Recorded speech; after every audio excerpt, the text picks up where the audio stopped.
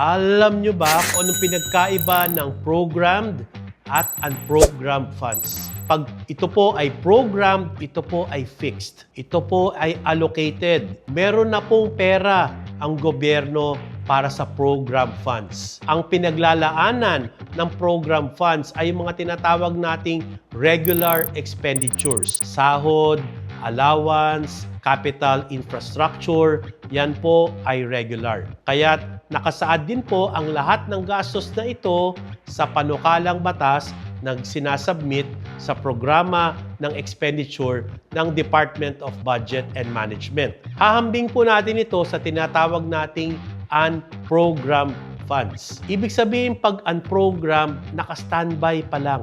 Dahil wala pa pong pondo ang ating pamahalaan para sa unprogrammed funds na ito. Maghihintay pa ang ating pamahalaan na madagdagan ang kanyang pondo, magkaroon ng additional revenues bago ang unprogrammed funds ay mailalagay sa tinatawag nating program funds. Ang mga pangkaraniwan expenditure para sa unprogrammed funds, halimbawa magkaroon ng kalamidad. Ngayong alam na natin ang pinagkaiba ng program at unprogrammed funds. Legal ba ito? Yan ang pag-uusapan natin sa part 2. Ko si Attorney Al Agra, sabay-sabay tayong mag-aral at alamin ang batas para hindi tayo maagrabyado.